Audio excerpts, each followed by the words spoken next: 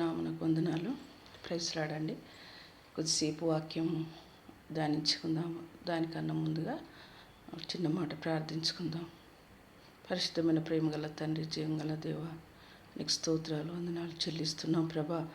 గడిచిన వారమంతా మమ్మల్ని రెక్కల కింద భద్రపరిచి మాకు మంచి వాతావరణం దయచేసినారు తండ్రి. శ్రేష్టమైన నామము, పవిత్రమైన నామం, పరిశుద్ధమైన నామాన్ని బట్టి నీకే వందనాలు, స్తోత్రాలు చెల్లిస్తూ యేసే ఘనమైన నామన ప్రార్థించి వేడుకుంటున్నాం తండ్రి.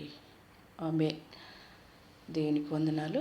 మరి 100వ కీర్తనలో 100వ కీర్తనలో కొన్ని మాటలు మనం ధ్యానించుకుందామండి. మొదటి నుంచి 4 వచనాలు మనం ధ్యానించుకుందాము. సమస్త దేశములారా యెహోవాను ఉత్సాహాన్ని చేయుడి,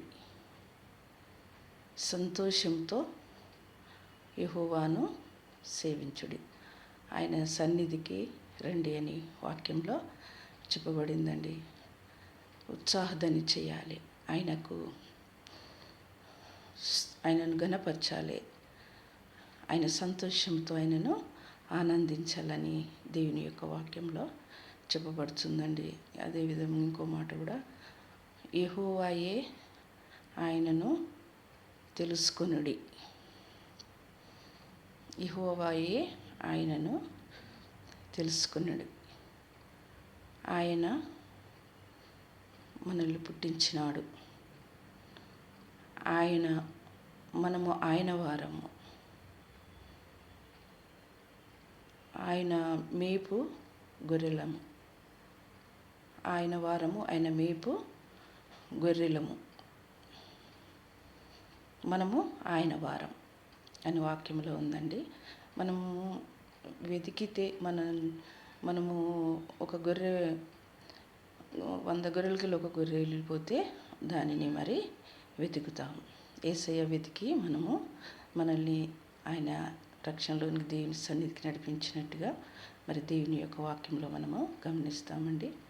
అదే విధముగా మరి 4వ వచనం మనం గమనిస్తామండి. 100వ కీర్తనలో 4వ వచనంలో గమనిస్తాం. కృతజ్ఞతాస్తుతులు చెల్లించుడి, ఆయన గుమ్మంలోనికి ప్రవేశించండి, ఆయన కీర్తి పాడుచు ఆయనను స్తుతించండి, ఆయన ఆవరణలోనికి రండి, ఆయనను ఘనపరచండి అని వాక్యంలో చెప్పబడుతుంది.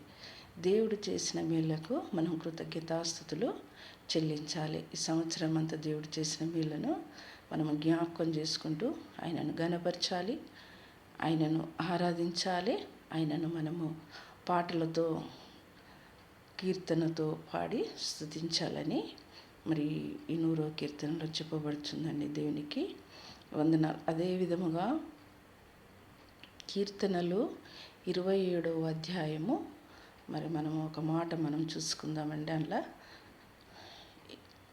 4వ వచనం, యెహోవా యొద్ద ఒక వరము అడిగి తిని దానిని వెదుకుచున్నారు.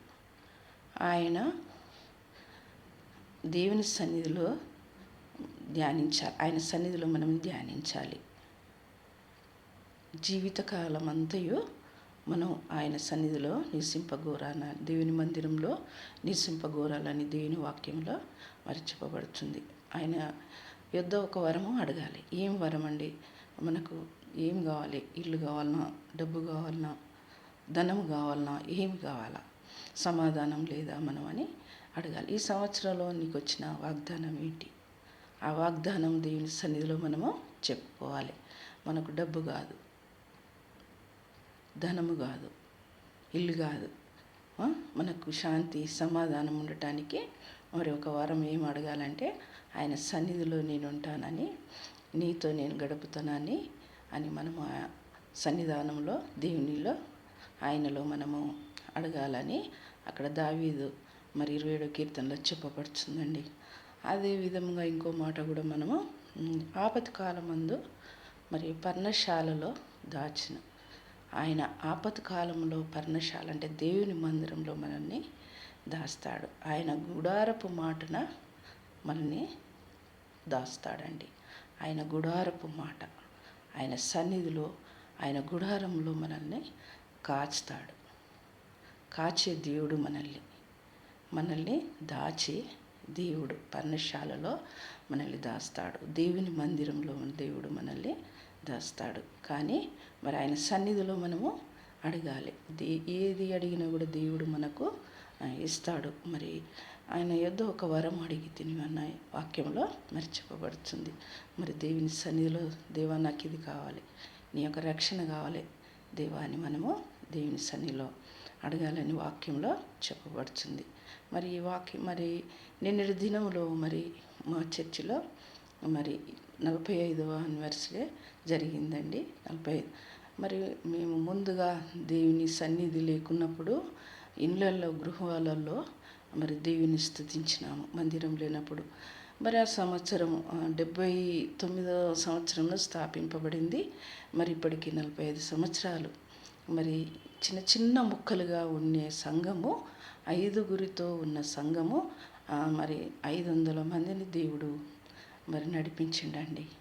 మరి పాస్టర్లు చేసిన కృషి, ప్రేమ, మరి అనురాగము మరి వారి ఉంటేనే దేవుడు కాపాడినాడు. మరి దేవుడు ఆ సేవకులను నడిపించినాడు. సేవకులు మరి అనేకుల కొరకు ప్రార్థించినారు. ఎంతోమంది ఆ దేవుని సన్నిధిలో మరి వాక్యం చెప్పినారు. మరి ఎన్నో కార్యక్రమంలో బర్త్డేలు జరిగినారు. స్త్రీలు, పురుషులు, వృద్ధులు, చిన్న బిడ్డలు, యవనస్తులందరూ ప్రార్థన చేసినారు. మరి సంఘాన్ని అభివృద్ధి చేసినారు. అంచెలంచెలుగా దేవుడు దీవించి బలపరిచినట్టుగా మరి మనము కృతజ్ఞతాస్తుతులు దేవునికి చెల్లించాలని మరి వాక్యంలో చెప్పబడ్డది. కాబట్టి మనము దేవుడు చేసిన ప్రతి మేలుకు కృతజ్ఞతాస్తుతులు చెల్లించినాము. దేవునికి వందనాలు. ఈ కొద్ది మాటలు చెప్పుచు నేను ముగిస్తున్నాను. దేవునికి